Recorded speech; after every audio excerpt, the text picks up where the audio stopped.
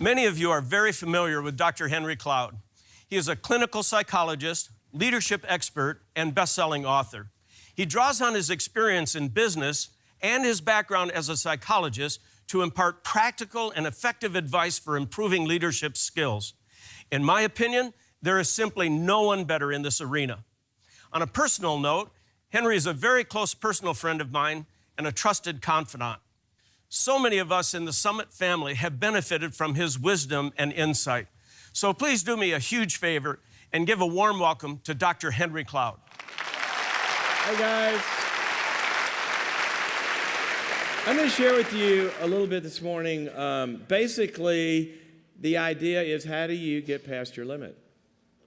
Because really, when we're talking about performance, whether it's in business or ministry or any aspect of life, what happens is that everyone hits their limit. And I don't mean in a bad way. It's just how, like when you go to the gym, you start to lift a weight. I went once. And what you find is you'll hit a limit. Okay? You'll hit a limit in your leadership. You'll hit a limit in your effectiveness. You'll hit a limit to deal with a dysfunctional board member. Not that you have any of those. But you'll hit a limit. So the question is, how do humans get past their limit? And that's what we're going to talk about here for a little bit. I grew up with sisters. I had older sisters, and I always wanted a big brother. I used to pray for a big brother. Now, one day I figured, how do you pray for a big brother? If you pray for a brother, they usually come smaller. But I needed a big brother, and I always wanted one, and I never got one until I did. And then I won the lottery. I got a brother-in-law who was a Navy SEAL. So if you've always wanted a brother, then you get a Navy SEAL, you just won the lottery. And his name was Mark, and Mark was one of the greatest guys that any of us have ever known. He's a great friend to myself and my wife and our family, and a great brother, and a great husband, and a great father, and a great American. And we lost Mark in Iraq in 2008. And it was one of the biggest blows that I've ever gone through and that our family's ever gone through. And as I look back at my relationship with Mark, one of the things that I always remember is I used to love Mark's stories. And when Mark would come back from some faraway place, I go, Mark, just tell me a story. Because these Navy SEALs are crazy, if you've never known one. I mean, they're crazy. Mark, what'd you guys do? Well, we jumped out of a plane like at 40,000 feet in full scuba gear, through the oxygen level, down to a cold ocean, went to the bottom, took a little nap, because we'd been up a few days, got changed into combat gear, went in the dark of night, boarded an enemy ship, took it down, turned it around, take it the other direction, said, so what's for breakfast? That's who they are. That's who they are. When Mark was killed, quickly the SEALs began to converge with us, with the family. And that's what they do. They come together and they come around you. And we grieved together for about a week or so, hung out, and just went through this awful time. And part of it was telling Mark's stories.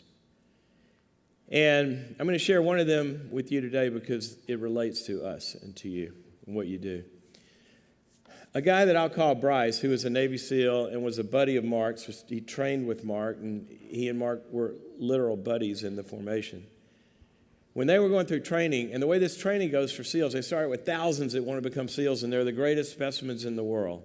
And then they get it down to hundreds, and then they get it down to a few hundred, and then they get it down to a little over 200 who go through this final part of it called BUDS, Basic Underwater Demolition SEAL Training. And it's an extensive period where they're literally training and training and training, and the end of which, or towards the end, they have this week they call Hell Week. And what they do in Hell Week is they basically try to break them. There's 200 of them, and there will be about 20 or 25 who can make it to the end without ringing the bell and saying, I'm done, I can't make it, or literally falling out and can't make it. Because they take them in the ocean, hypothermia, and make them swim miles and drag barges and run hills and mentally break them and psychologically break them and physically break them. until there's about 20 left. And Bryce told me this story. Bryce said he was on the last swim, and it was about 50 or 100 yards left. And it was the last swim, and if he finished that, he knew he had made it. And Mark had been in front of him, and Mark was standing on the shore. Mark had finished. And as Bryce tells it, he gets to about 50 yards away, and all of a sudden, he realizes he cannot go any further. He was trying to will it. He was trying, I got to go. He said, my body just could not go any further. The pain, all of it, it just wouldn't move. It was like the weight that you'd lifted over and over and over till you get to the end. And he said, I'm going down. He said, I knew I was going down. And he said, as his life flashed before his eyes and he knew everything was over, he was going to have to signal for help. He looks up, and Mark was standing on the beach, and he said he looked up and he saw Mark, and their eyes connected, their eyes caught. And he said, when he saw Mark, Mark goes, go! He said when that happened, he said, I don't know how to explain it, but my body got out of the water and made it to the shore. He had hit his limit of training, and he got past his limit. How did that happen? How did that happen? He couldn't will it. He couldn't talk himself into it. He wanted it with every part of his being. How did that happen? That's what we're going to talk about here. The way that happened is something that philosophers have known for hundreds of years. It's what neuroscientists and physicists try to figure out. Psychologists deal with this. Healthcare deals with it. But here's what we know. There is this mystery called the mind-body problem. And the mind-body problem is basically this: that there's a physical part of us, a material part of us, and there's an immaterial part of us, and they have a relationship that affect one another. And we often don't think about this when we think of leadership development, but this relationship of how the mind and the body work together. The body, basically, when it comes to what you do, the body being performance, brain, your brain that drives everything, your judgment, your creativity, your problem solving, your vision, all of that stuff. It's got hardware, that's your brain, but it also has software. And that's what the Bible refers to as this invisible part of you, called your heart, mind, soul, and strength. It's the you that we call you that regulates and sits on top of the physical part. And that's the part that we look at to grow in leadership development. Now, we've always known that there was this problem, but figuring out how does it work together, that's really hard. But we know that it does. Now, I need a volunteer who does not have a heart condition. Anybody? Do you have a heart condition? Okay. I just want you, I'm going to try to illustrate for a moment how this, fits together. Yeah! Phone number. Quick. I need your phone number. Quick. What's your name? Let's start with your name. My name is Paul Hannes. Paul. I'm a social worker. You're a social worker. Didn't go through a lot of Navy SEAL training. Okay. Private counseling practice. If Bill never needs any help, if you need help with Bill. Hey, I need lots of help with Bill. Okay. Now, your phone number? My phone number is 315. That's okay. You don't have to give it. I just wanted to illustrate something. Took you a moment to come up with it. Yes, it did. All right, so here. What's your phone number? 315. Okay, now I want to show you something else. You ready? Ah! Ah! That's growth. Thank you, sir.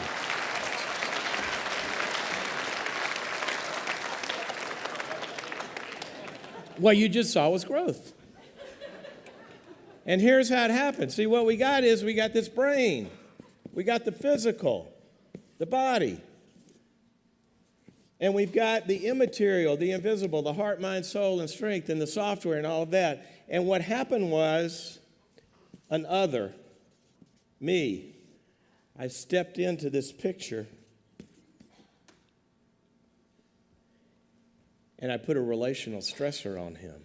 His mind, his software interpreted it in a certain way, a threat, a danger. Can I deal with this? And what happened was the way it interpreted it, because of the level of development it had at the moment, his brain said, uh-oh, perceived it as threat, and the thinking, all of that shut down. He couldn't give me his phone number. It took him a minute to give me his name. Because what happens is when we're under threat and it's too much and we interpret things in a certain way and the software deals with conflict in a certain way or a vision going bad or whatever, then the other brain starts to kick in. It's called the reactive brain. And it shuts down thinking and it starts to react. Now, here's the thing that Navy SEALs say. We often hear the phrase, a leader rises to the challenge. The SEALs will tell you that's a bunch of bunk. You don't rise to a challenge. What they'll tell you is you fall to your level of training. You fall to your level of training. And the Bible says this over and over and over. As we find ourselves in these trials, it's going to bring out what's there. And that's the moment when God can make us complete. Or it's not a moment, it's a process, it says. Consider it all joy. He says, because that'll complete you as you go through that. And what we're going to talk about here is what does that completion process look like? Because where leaders make a mistake over and over and over and over and over and over is they try to change the brain and they try to change the mind without the power of the other. And if you noticed what happened there in a moment when his brain went crazy and his mind was looking at things in a certain way, we had a little leadership development where we entered into a relationship, and through our connection, a big word today, through our connection and also some other things that I imparted, very, very quickly, you saw this change, and now, he's laughing at me. He's not scared at all. Now, that's the chairman of your board or that difficult boss or whoever. You can get to a place or a bad market or attendance is down, or as I was talking to a pastor just the other day whose entire community, donors that they used to have in this community on the Gulf Coast are now in the pantry line because with the price of oil, the economic conditions have wiped out the whole community. And as leaders, you will deal with market conditions in cities and crises, and they will test you. And the question is, Bryce, how can you get past that limit? And we know from science that what the Bible says is true, that we are connected with Him, with God, but it says like in Colossians, whereas we connected with Him, then He's connected to this body, that's us, the others, and He gives gifts to us, and it says that as we use these gifts with each other and we do a bunch of things with each other, that the body grows itself and heals itself as each part does its work, connected with its ligaments and sinews, and it grows. So that's sort of the issue here, connection. And not only connection, but the kind of connection, which becomes a big deal. When God called me into this field in college, I was an accounting and finance major, obviously a little out of touch with my abilities and non-abilities. I got fired from a bank because I was working as a teller and I accidentally wrapped a stack of 50s with a ones wrapper. And I gave it to a little old lady in Mississippi as change, and she never came back. She won the lottery that day. I got fired. But anyway, so God called me out of that field. And I was so excited, but halfway through college, I had to change my major, and that's a big deal. And so I'm in my first, as a junior, in my first psychology class ever, and I got to take enough psychology to get a major to go to graduate school. And I'm sitting there, and the professor in my first psychology class, he's talking about this, and he says, you know, they do all the studies, and basically what heals people when psychologists work with people, the main healing ingredient, what really changes them, is the relationship between the client and the therapist. And I'll never forget, I was so depressed. I'm going, are you kidding me? I changed my major to be a rent-a-friend? I thought I was going to learn something. I got to go to school for 8 years to have a relationship? I mean, have they ever been to our fraternity house? We got relationships and a lot of craziness. That doesn't help. But as I went on through my training, what I found was he was absolutely right, 100% right, and he was 100% wrong. Because we must have the relationship. If you take a baby, for example, and you feed them and water them, you take care of all their physical needs, but they are not connected with and loved, and they're not attached and bonded. They grow up, their brains are smaller. The physical brain does not develop. You can take pictures of it later, and there's black holes where there should be circuitry. Their brain does not develop, their bodies don't develop, their immune systems don't develop because they don't have this thing called relationship. Their IQs are lower. This goes all the way to the end of life when people have a heart attack and stroke. You put them in, take care of all their medical needs, but don't have any kind of emotional support. They have a second heart attack, a stroke. Way more than the ones who have one and then they're in a support system. This is real. But see, this kind of connection matters. And that brings me to the main point of what we're going to talk about. When a Navy SEAL lands in enemy territory, and by the way, do you guys know that you live in enemy territory? You know, that's the model of the church, right? That we weren't designed for a screwed up world, and here we are. And we live there. And when a SEAL lands in enemy territory, immediately the first thing they do, they look at their GPS, and immediately they find out three things. Immediately, before anything else. Number one, where am I? Where am I? You got to know where you are. If you parachuted in the wrong spot, you're in trouble. Behind the wall or something. Number two, where's the enemy? You got to know what the threats are. What can do me in? And number three, where's my buddy? Now think about this. If you don't know the answer to one or two, but you know the answer to three, they can help you figure out where you are and help you deal with the enemy. But if you don't have number three figured out, we're nowhere. And that's what I learned from those SEALs, and that's what science tells us, and that's what the Bible tells us. It's what all the leadership research shows us as well. So I want to give you that GPS today. I'm going to give you what I call the four corners of a leader's world. And I want you to leave here with a little map. And if you're taking notes, I just want you to draw a box just like this. And we're going to call this your world. In fact, it is a human's world. It's every human's world. See, God has created us to inhabit a space. Right now, it's a physical space. In eternity, it'll be some kind of different space, but we're not like Him. We're not omnipresent. We're in a place. And your place is always, and this is the key, it's always in relationship with someone. Always. Because here's how this works. You and I are like a cell phone. We're like a cell phone. When you flew here, or last time you flew somewhere, when you landed, as soon as you hit the tarmac, what'd you do? And some of you did it before you hit the tarmac. What did you do? You turned it on. And when you turned it on and it lit up, what happened up in the top left-hand corner? What did it say? Searching. Searching for connection. Now, here's why it did that. It was designed with the hardware to, as soon as the power goes on, it's searching for a connection. It's searching for the network that's going to power the hardware to talk to and work with the software to do what the phone has got to do, what it was designed to do. Now, you can try to use it offline, right? And it can do some stuff, but it's going to hit a limit.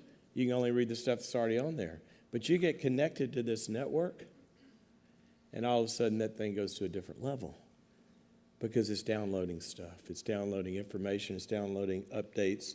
The hardware's changing. The software's changing. All of that stuff, the firmware, but it comes through the connection. And so you and I are like that. God has wired every human being with the hardwire to, as soon as you get booted up, as soon as you come into the world, where's my connection? That's what babies do, right? How many of you ladies had babies? Okay, how many of your babies showed up out of the womb, right at birth, turned around and said, I'm sorry, Mom, was that hard on you? Can I help? Maybe clean up the kitchen? No, they didn't, did they? They were waiting for all that to be downloaded. And it downloaded through a connection. And over time, they got stronger and they got bigger and they developed. And Bryce gets to the shore as a connection supernaturally downloads what we need. So, you, from the womb to the tomb, are always searching for a connection. And every human is always, and that's the point today, every human is always searching for a connection, whether or not they know it. Every human is always in a connection, whether or not they know it. And every human is either suffering or benefiting from the connection that they find themselves in. And I'm going to give you a map for what those are. The first possibility is corner number 1, which is no connection. I can't find one. And this is the place where it doesn't mean we don't have people around us. You can be having a phone, and maybe you're not around any towers that have your network. And maybe you find yourself on a team or even in an extended family or in a church community or with other people where, you got bodies around you, but from inside, you don't feel connected. And you know what that feels like. Because sometimes the people around us aren't able to connect, and we try.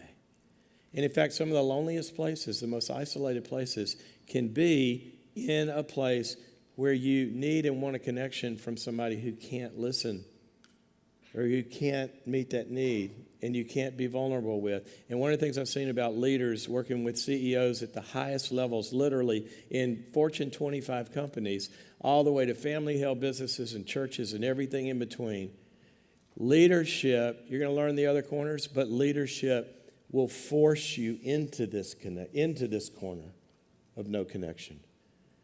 Because things get hard and you're the leader, everybody's looking to you.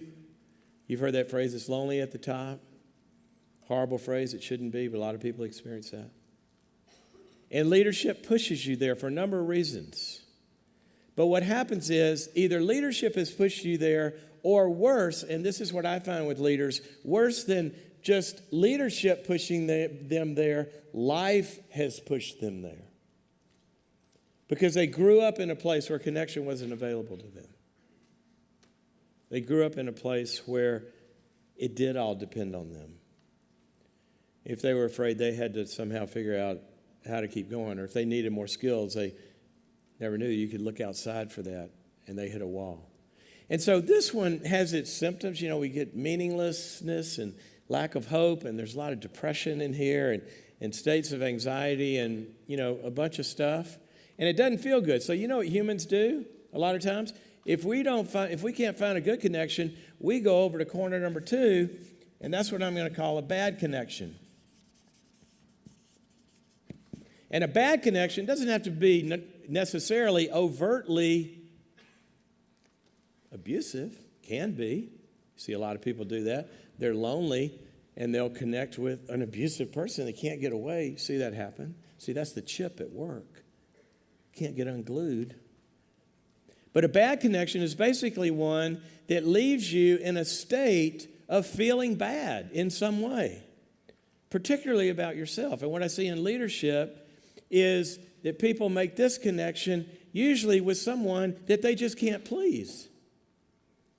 Some leader with expectations that they never can be good enough, or a board, or a constituency, or goals, or whatever it is, but they live in this this feeling of whatever I do, for some reason, it's just not enough, and it's a very critical place to live. And they never feel good about what's going on, and they often question themselves, and life and leadership will take you into this corner when things go bad. When the church isn't doing well, or the business isn't doing well, or you're not doing well at home, or something is changing, and all of a sudden we make this shift inside, and there's this, I ought to be there, I need to be there, and we're judged by this connection, and our main connection that we think about is me in relation to this standard. It could be the quarterly results. It could be the donations. It can be the way a service went. And you know the sad thing? Because you've had enough of these in your life, you don't even need a person to do this now. You can do this in your car by yourself. You can go have a meeting or preach a sermon or go try to do a deal, get in your car, and drive away, and I'm an idiot. I'll never be able to do this. I'm a loser. I'm not good enough. Why did I think I... And we're in that bad connection. Usually we get in that bad connection. You know what happens from there? We go back and isolate because we can't stay here. So we find some way to unplug. Well, it's a pretty tough road, right? By the way, can anybody identify with anything I've said so far? Okay, I just want to make sure I'm in the right room. All right. But you know what? This gets old. So the human, do you know that you are designed not for meaninglessness and depression, and not for guilt and inferiority feelings and anxiety, which is over here, always anxious, worrying, is it good enough? Will I fail? All that. You're not designed for any of that. You know what you're designed for? You guys are going to love this. Pleasure. You are.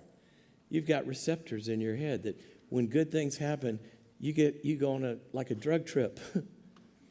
And this stuff starts to release and you feel good and you start to thrive and all of that. You're designed to feel good. So what we do is, well, this isolated thing, this cut off thing doesn't feel good. This bad connection, that doesn't feel good. I want to feel good. So we go down to corner number 3 because we're looking for something that makes me feel good. And the result of corner 3, which I'm going to call a pseudo good connection, is that it feels good. And we go connect with something that feels good. And this can be anything that makes you feel good. It can be 14 large pizzas. It can be a substance. It can be an illicit relationship. I mean, how many people feel isolated and then they feel criticized, maybe in their marriage, but they go somewhere to somebody else that makes them feel good? But it's a pseudo-good connection because it's not whole, it's not real. It's usually flattery and stroking and just staying in the pleasurable parts. It could be, we see this, a web porn addiction. Or on the acceptable side, it could be checking the donations and the numbers and the attendance records and the quarterly returns and always addicted to, I want to look at the stuff that makes me feel good. How are our numbers? Did we reach the goal? And leaders can be susceptible to also, by their boards and by their companies and by their churches, being pushed into this corner as well. Because everybody wants the good stuff, and so you're looking for the good stuff. And the good stuff makes you feel good. But so does some bad stuff. The lust of the flesh, the lust of the eyes, one more award, one more accolade, or the boastful pride of life. See, this feels good. And so what happens is this gets addictive because it's reinforcing. We feel bad up here. We go here, we feel good. The brain rewards us for doing that, so we come back. We come back. Now, here's the problem. This is like eating sugar. Sugar tastes good. You get hungry a few hours later, right? And so what happens is we're not nourished, and we find ourselves the same thing. And also, a lot of this stuff you do down here, you're going to feel bad about if you have a conscience. So then you go back to corner 2. And then that doesn't feel good, and you go over here. What's interesting is some people, this is like their spiritual journey. They were hungry for connection. They went down to corner 3 and started to find it, but they started to feel bad, so they go to a church, but they go to a corner 2 church. It has a 3-point outline every week. God's good, you're bad, try harder. And they go, I don't want to go there. I'm going back home and watch NFL or something. I've got a friend that says, I think it's more spiritual for me to be on the church or on the golf course, or I say the golf course thinking about God, than at church thinking about golf. He says that. And I know the church he goes to, and it's a corner 2 church. It's really weird. Sometimes those legalistic, ugh. I won't say that. I started to say that a lot of times even these churches are named Grace, but it's not all the time. Or it feels bad. Not all the time. Not all the time. So what are we going to do? What are we going to do? Well, Bryce didn't sink to the bottom. And Bryce didn't beat himself up. And Bryce didn't stop and read the comic books. Bryce found corner number 4, which is the real connection. And the real connection is the connection where who you really are, where you truly are, and how you feel, and how afraid you might be, and your fight or flight amygdala is going crazy, and your stress and your body and all of that, and how you're interpreting the world, or where you've hit your limit, or you don't know how to solve that financing problem because you don't have the equipment to do it. That's not a bad thing. Your software needs an update. But you can't get it from corner 3, 2, or 1. None of this is bad. But when Bryce went to corner 4, he got what he needed. And by the way, the reason he got what he needed in that moment was he had lived in that for a long time. And that's what the seals will tell you, that you fall to your level of preparedness. Jesus said that the winds and the rains come, and the person that built their house on the sand is going to knock them down, but the ones that built their house on the rock, they can stand. You see this all throughout the Bible. I see it in boardrooms. I see it in corner suites with CEOs. That the ones that have built a life of corner 4 relationships with a few trusted people and other people that build into them and do all this stuff, they are on solid ground. The market turns bad, they go to work. They don't go down a black hole. And they're going to hit their limit, and then they go call somebody in to help them get to the next level. And they know how to do that because they know how to enter into something that leaders hate, and that is they enter into voluntarily a state of need. A state of need. We all have needs. God's the only one that doesn't. He's the only self-sustaining one. You have needs, and I'm going to prove this to you. Okay, I want everybody to take a deep breath, ready, and hold it. All right, now I am going to prove to you that you are not the source of all things that you need. Because if you were, you would be producing oxygen inside of your body right now. But you're not. This experience is causing you to produce bad gas, as leadership does.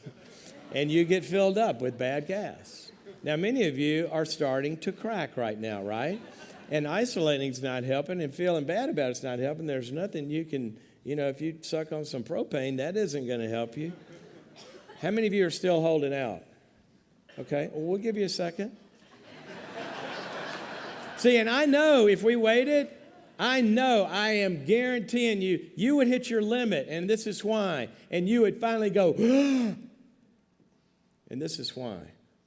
It has nothing to do with physiology, even though that's an expression of it. The reason is every knee shall bow. That's the reason why. Every knee shall bow and realize I am not God, He is, and I must be sourced from the outside. And God has told us over and over just what Bryce knew, that a relationship with Him sources us, but it sources us through the conduit also of this body, our connections.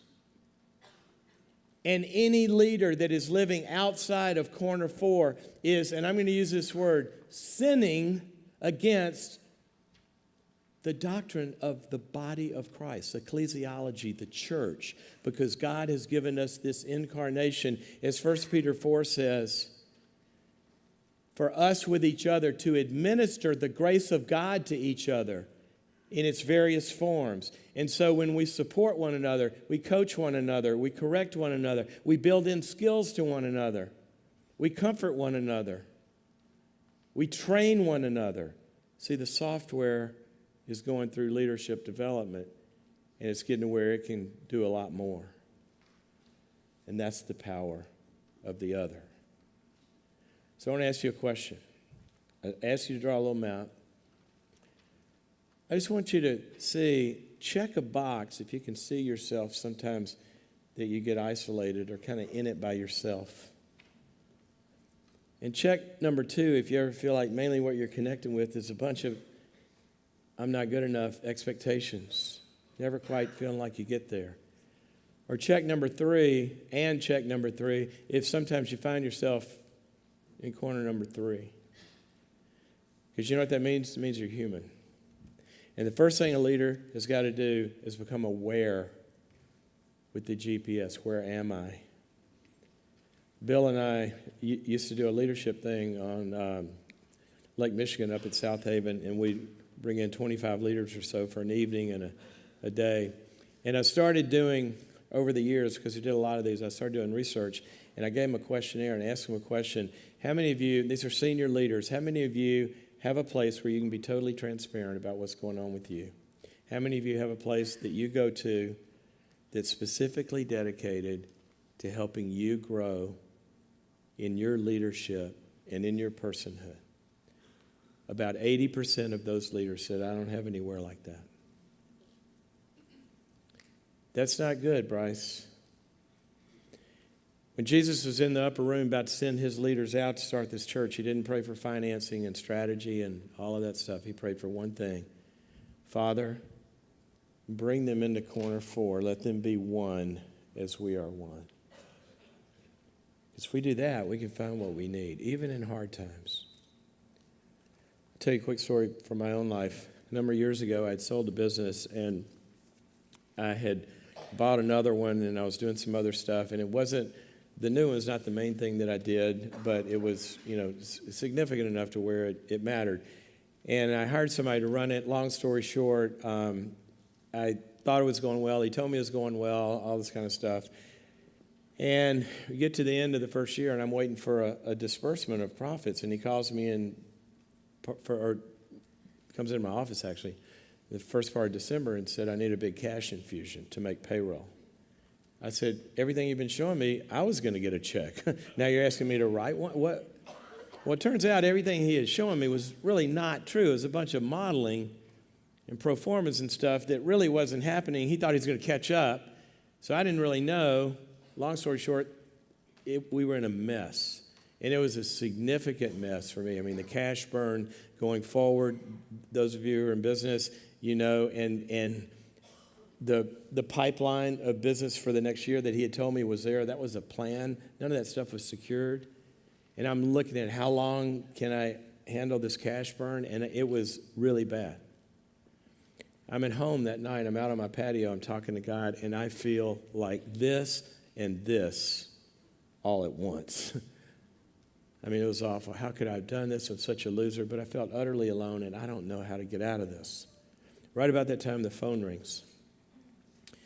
I don't want to talk to anybody at that moment. But it's before caller ID. And I'm always kind of in the middle of a few crisis situations. Not all of them are with Bill, but most. And when the phone rang, I always had to answer the phone. It could be a hospital, And so I answered the phone, and it is the worst person possible that could have called me at that moment. You know who it was? It was my mentor, who had adopted me right out of graduate school and taught me everything I know about business. And the reason it's the worst moment is because I was in my worst moment. And I got to tell my teacher, I'm utterly failing. And I violated so many things that I should have done better. And it's him, and I go, oh, no. Because this is a guy that had done, in my eyes, everything right. Remember Motown?